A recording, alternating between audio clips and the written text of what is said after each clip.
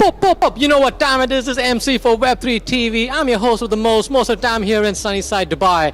And I'm not here to interview this guy. I'm going to interrogate him, man. Interrogate this guy. Man, I haven't seen this guy for a hot minute, man. But first off, brother, how's it going, man? How's it going with you, my man? Hey, trying to survive the mean streets of Dubai, man. Man, I went through some flood. I mean, it was apocalyptic. But hey, we made it. We've been through the bulls and bears. And speaking of bulls and bears, man, you've been Those through... bears, floods, Dude. everything that you can imagine. Man, I swear to God, man, I swear to God. And also long wait times for taxis and stuff. I mean, man, my budget, like... You got taxis, bro? Somehow I made it, man. Somehow I made it.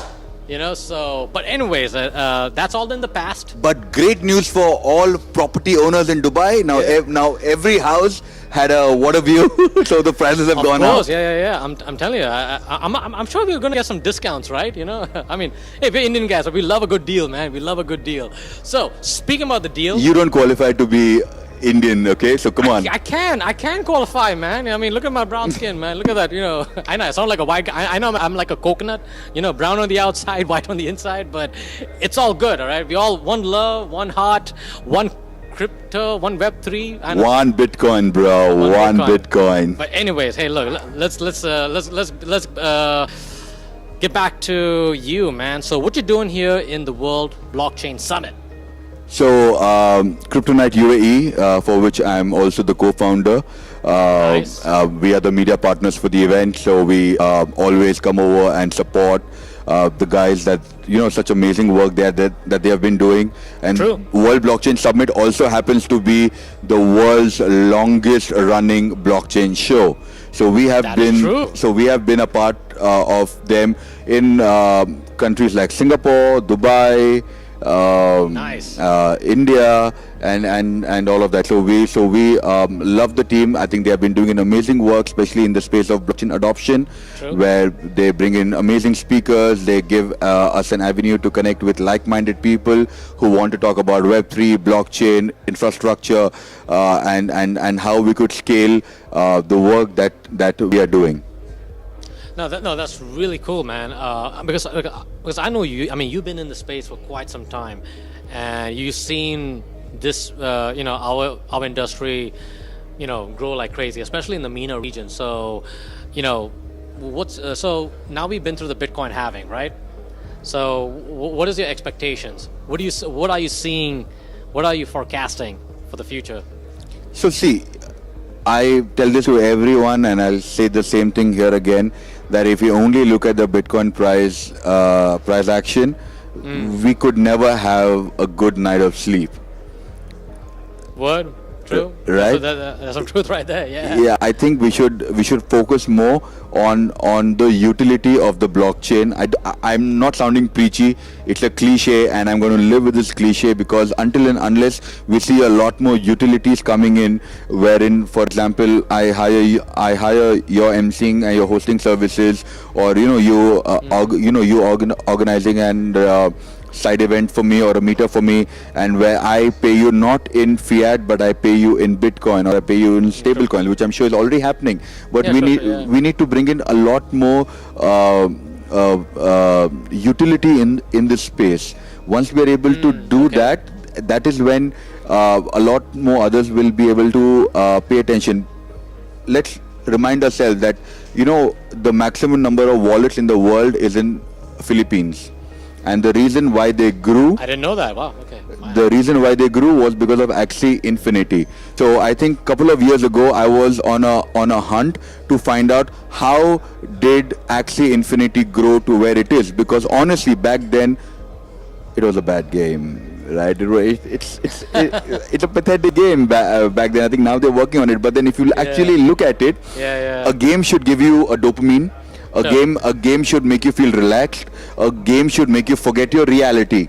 But there was no action in the game, right? Yeah, true. Yeah. But then when you see why Philippines was a part of this mass adoption, is because one of the founders was from Philippines and the other guy from the US was working in Philippines. So I spoke to the guys from Sky Mavis Labs, the guys who developed the game. I spoke to the guys from YGG, who were the guys responsible for creating these massive scholarship programs and give people an access Wow, that's massive right there, man. to play where they did a profit split of 60-40 or 70-30. Sure, okay. But with all of that, I still nobody gave me an exact answer that why this game grew in Philippines.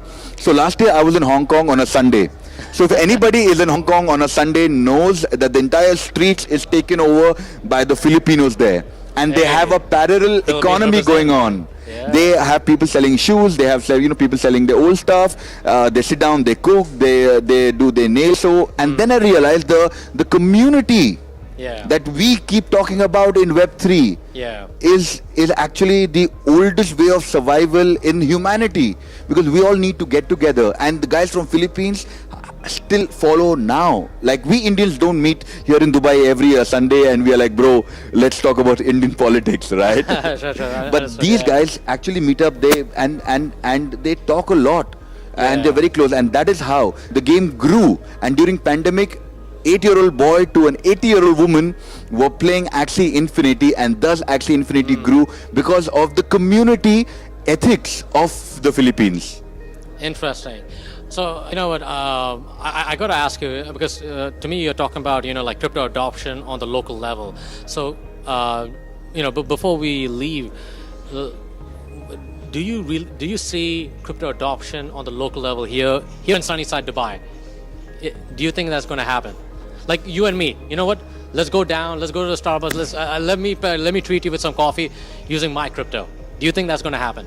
So payments is a very big opportunity that it is already solved.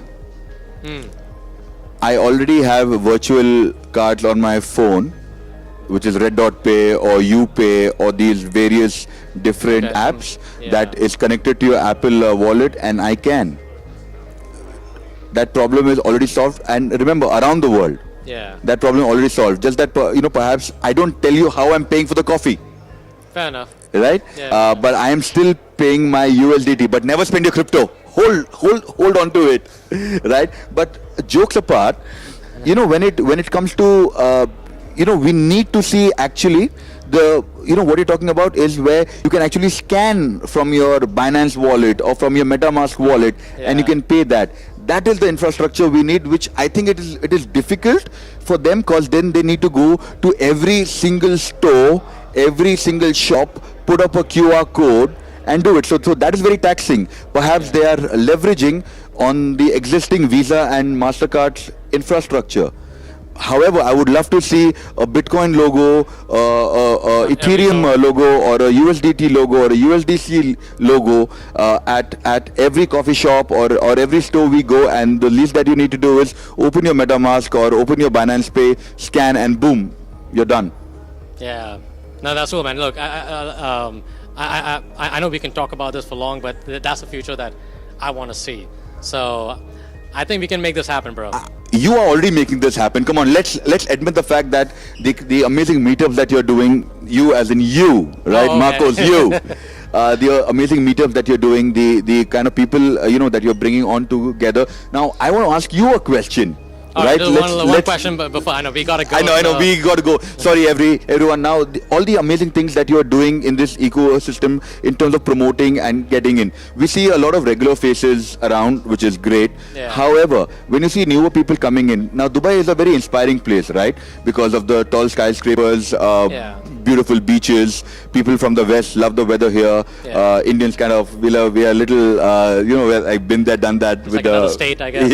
Yeah. But for you, tell me that when you are going out and talking to people about it, what is something that you see is kind of blocking the way for mass adoption? No, I guess it's. I guess in terms of what's blocking, personally for me, I think it needs to be simplified. I mean, just for the regular Joes and Janes out there to accept crypto as part of the lifestyle, I think we have a long way to go.